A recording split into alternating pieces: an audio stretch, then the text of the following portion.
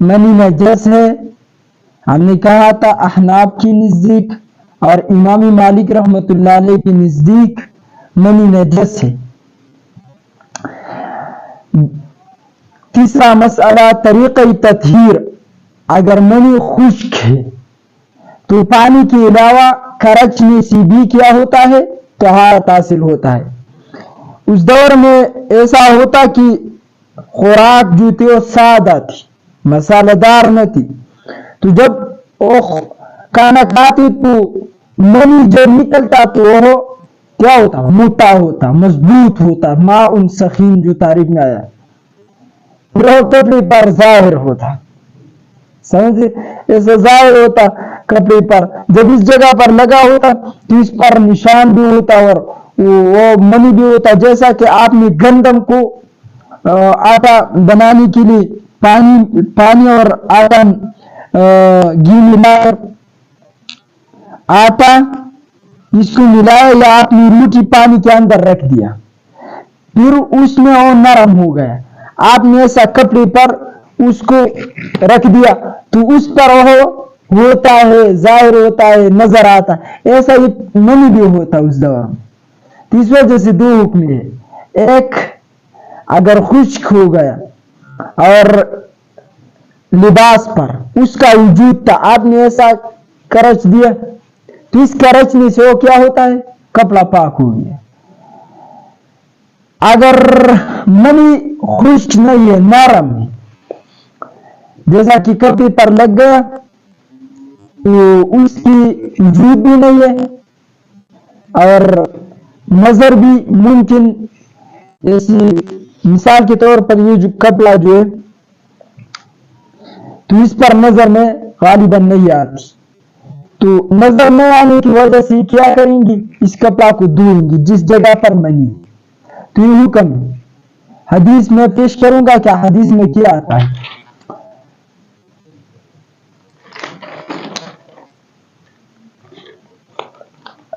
ام سلمہ رضی اللہ تعالیٰ عنہ فرماتی ہے، ام سلمہ کی نہیں،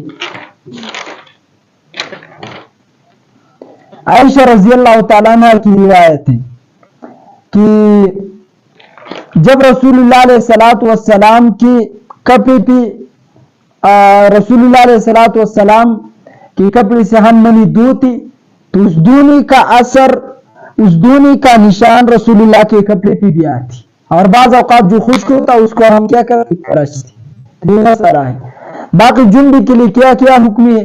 تو عائشہ کی روایت ہے، قالت کان النبی اذا اراد ان ینام، نبی علیہ السلام جب حالت جنابت میں سونے کا ارادہ فرماتے وہ جنوب غسل فرجہ وتوضا، تو استنجا کرتے. پہلا کیا کرتے؟ استنجا وتوضا، پھر وضو کرتے.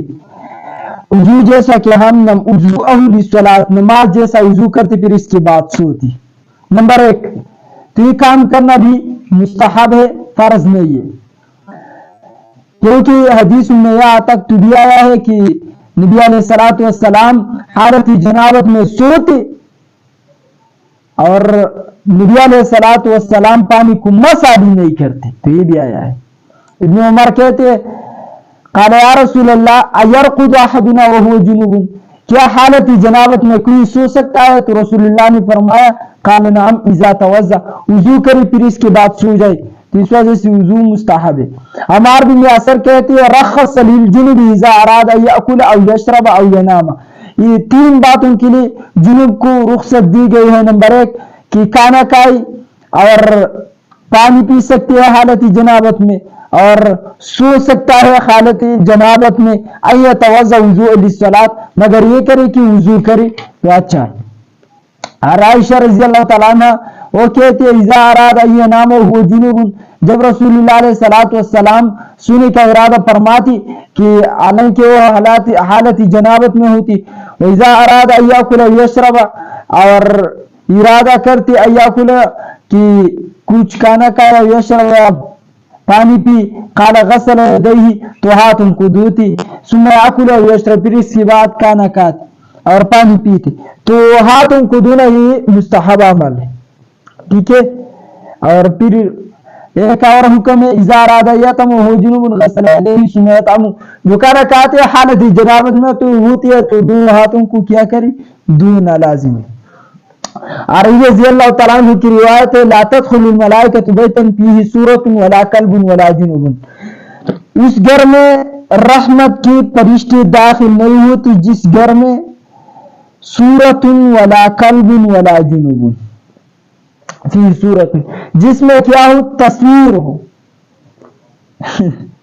ایک تو یہ تصویر ہوتا ہے موبائل میں، اور ایک ہوتا ہے ایسا اس پر کچھ کروڑ تصویر پشتا، ایسا تصویر ہوتا ہے انسان کا، اس گھر کو فرشتے نہیں داخل ہوتے۔ لہٰذا علماء تو اس کے بارے میں بھی کہتے ہیں، لیکن اس کے لیے کچھ تعویلات ہم نے کہے تو جائز ولا کلب، اور نہ کتا، جس گھر میں کتا ہو اس کو بھی رحمت کی فرشتے نہ جاتی، ولا جنوب، اور نہ جنوب کے گا۔ حضرت مولانا عطا اللہ شاہ بخاری رحمۃ اللہ علیہ، اس کا ایک پادری سے مناظرہ تھا، تو پادری نے کہا کہ میرے ساتھ یہ کتا ہے۔ حضرت عطا شاہ بخاری صاحب نے کہا کہ اس کتے پہ کیا کرتے ہو؟ تو اس نے کہا کہ عطا اللہ شاہ صاحب آپ کی محمد نے فرمایا ہے جس کے گھر میں کتا ہو اس کے گھر فرشتے نہیں جاتی، لہٰذا میں نہیں مروں گا کیونکہ میرا ساتھ کیا ہے، کتا، تو میرے پاس فرشتے نہیں آئیں گے۔ حضرت عطا اللہ شاہ بخاری نے فرمایا حدیث اس فرشتے جو فرمایا اس سے رحمت کے فرشتے مراد ہے، کہ رحمت کے فرشتے نہیں آئیں گے، باقی غضب اور عذاب کا فرشتے آئیں گے، چھوڑیں گے نہیں۔ ویسا حافظہ عطا اللہ شاہ بخاری کا منہ پہ مارتے۔ ایک دفعہ ایک قادیانی نے کہا پاکستان میں جج کے سامنے کہ میں کیا ہوں، میں نبی ہوں، تو حضرت عطا اللہ شاہ بخاری نے فرمایا، اس جج نے کہا کہ آپ کے ساتھ کیا نبی دلیل ہے؟ اس نے کہا کہ قرآن میں جو 27-28 پارے میں یأتی من بعد اسمہ احمد، میری بعد ایک نبی آئے گا جس کا نام کیا ہے، احمد ہے۔ تو عطا اللہ شاہ نے کہا کہ تمہارا نام تو غلام احمد ہے، احمد نہیں ہے۔ تو اس نے کہا غلام کو کاٹو تو میں احمد باقی رہ گیا نا، قرآن میں ہے کہ میں آؤں گا۔ تو جج نے کہا جواب، عطا اللہ شاہ بخاری نے کہا ٹھیک ہے، میرا نام کیا ہے؟ تو اس نے کہا عطا اللہ۔ تو جج کے سامنے عطا اللہ شاہ بخاری نے کہا کہ اس عطا اللہ سے جب یہ پہلا عطا کاٹ دے تو کیا باقی رہ گیا؟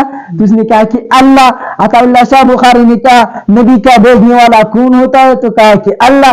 عطا اللہ شاہ بخاری نے فرمایا میں ہوں اللہ، تو یہ خبیث کسی نے نبی نہیں بھیجا، میں اس کو نبی نہیں بھیجا، یہ خبیث۔